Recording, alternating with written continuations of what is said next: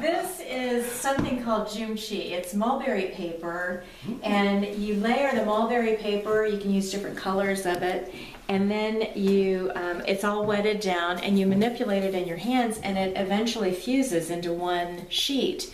And so that's why it's got a darker green piece on the front and a lighter green on the back. That's why they're different colors. And this one, all the blue, I embedded a piece of paper that had kind of holes purposefully put in it.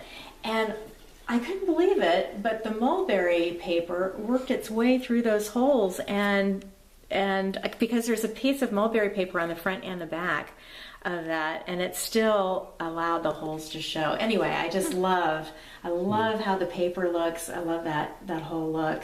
And so anyway, this is inspired from a poem that is written by Robert Service. He was a poet, I think in the 50s-ish.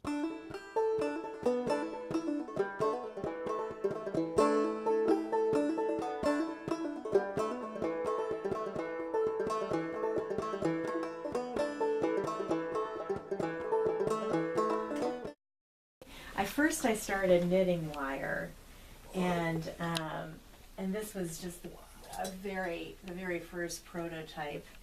And I'm a knitter, but I'm not an advanced knitter or anything like that. So I just made this up as I went. So I was pretty happy that it turned out as well as it did, but it didn't turn out as well as I wanted it to. So I did another one that's downstairs that I can show you. But I liked having the free form bit. That is neat.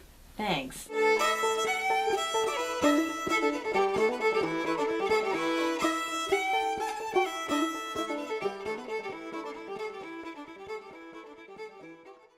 Just be whether it's color or whether it's a shape of something, or whether it's the texture of something.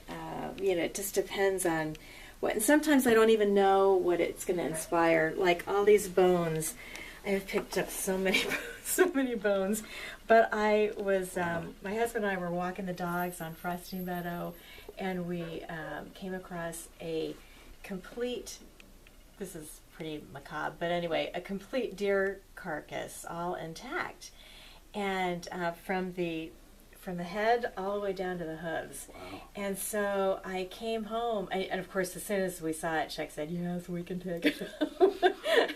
So we tossed it in the truck and came home with it, and I cleaned it by putting it in a trash can of soapy water and just kept changing the water over and over. And if any police ever come and investigate my computer, they'll see me saying how to clean a carcass, But anyway, so I cleaned it, but the bad thing is that all of the tissue came off, which made all the bones fall apart. And so I really wanted that thing that was intact, but actually the beauty is these things, I got to see bones that look like they're tooled. They're machine tooled. And I mean, this looks like a Star Wars, thing or whatever. There are just some fascinating parts to a carcass. So I have these boxes over here that usually carry, that's how people buy silverware, or at least they're display things for silverware. These black boxes down here. And so I keep bones, feathers, nature bits. But this... You ever need inspiration there? Do you actually use those in your work too? Oh, the things that are in here? Yes, I definitely do. At least that's the idea. Natural materials. So I've got, a good portion of that carcass, and but it's, just looking at how perfect that is. Yeah. It is. It really is. Nature. So, and then we found what I believe is probably a possum or some kind of another creature that's a lot smaller than a deer.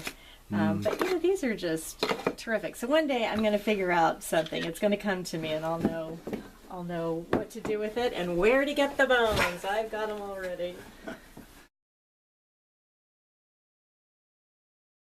I buy the wool already dyed, but it's still a limited. There are a lot of colors, but it's still a limited, palette. So as I'm making something, invariably, it's not the color I want. So the drum carder, the only thing I use this for is for blending colors, just to get them just the way I want them. And so as you put it through a few times,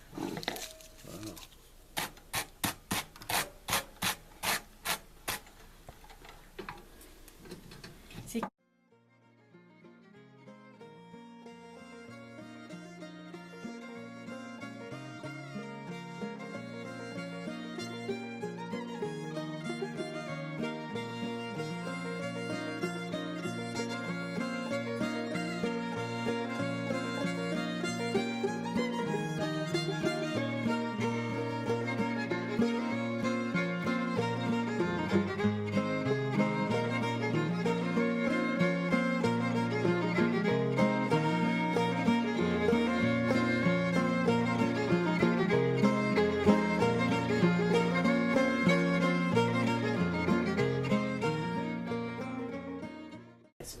take it off.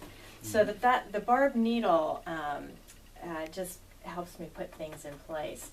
So the needle felting, the beauty of this, I'm going to do a few things just to get. So you just grab a few of the wool fibers here and there, and it just sticks right in. Oh, wow. And so downstairs you'll see I do a lot of this